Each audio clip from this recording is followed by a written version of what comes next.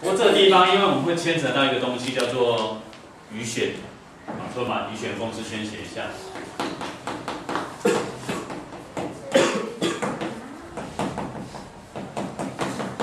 余弦定理，我不知道各位还记得多少啊？如果我们把三角形这个三个边呢，我们把它写上，这个边我们叫做小 a， 这 b 的边叫小 b， 这个小边呢 ，a、b、c 三个边。好，余弦定理它指的是，我如果要算 cosine a 的话 ，cosine a、cosine b、cosine c 一样的哈，我们先看 cosine a 就好。cosine a 的话，我会等于两边的夹边 b 平方加 c 平方去减掉 a 平方，分母是除以2倍的什么？还记得吗 ？b 平方在这边减 a 平方，那除的就是 2bc。对。好，那如果是 cosine b 等于多少 ？a 平方加 c 平方减 b 平方去除以 2ac， 以此类推下去哈。那我们用到余弦定理的公式。好，那我先写着哈。第一个我们先看一下，我要算的是 AB 内积 AC。好，那 AB 内积 AC 的话，我应该写出来应该是 AB 的绝对值乘以 AC 的绝对值，再乘以 cosine AB AC 的夹角 ，AB AC 的夹角，看一下啊、AB AC， 所以起点在同一点嘛，所以这个是它的夹角。对。cosine 谁 ？cosine A。好，那带进去喽。A 的长度 ，AB 长度5，AC 长度7，cosine A 还不知道，所以我把它算出来。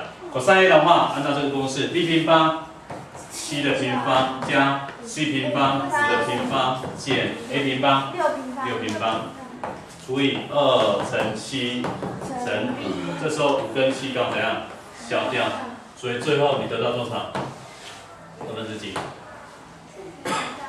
？49加25，74再减掉36，哎，28除以多少？14，哎，刚好是整数，很幸运。好，从这个里面发现说，我们刚的第一题也好，或者是现在第二题也好，你发现内积算完之后，它的值都是怎样？整数，都是一个数，对不对？它不再是一个向量哦。好，这是第一个要了解的。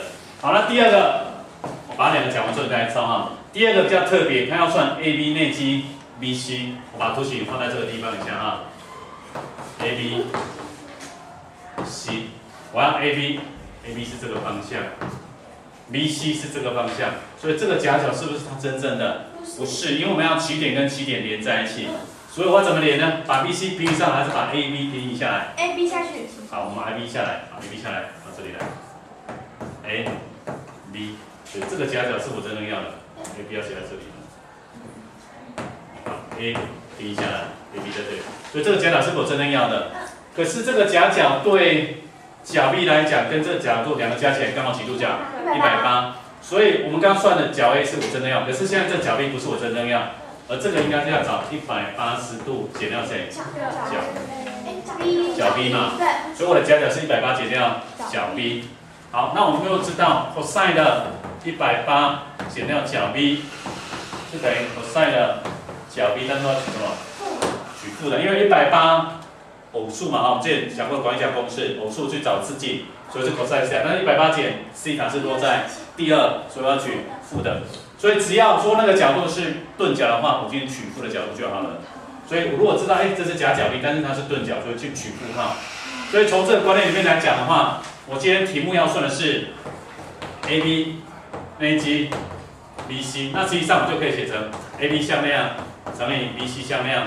所以 cosine 的180减掉角 B， 那实际上就看成负的 cosine 写就好了。是不是加上负号就好了？差一个负号而已。所以后如果你看到的那种向量的夹角取到了角 A 是我真正要，那就直接取正了。但是如果取这个角度不是我真正要的话，就加负号就好了。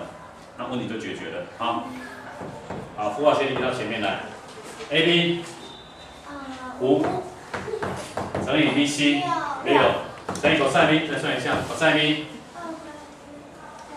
B，cosine B 哈 ，B 在这里，所以这是 B， 这是 A， 这是 C， 所以应该是 A 平方加 C 平方减掉 B 平方 ，A 平方6的平方 ，C 平方5 5的平方，减掉 b 平方7的平方，除以2乘6乘5，所以这两项刚好怎样消掉？所以最后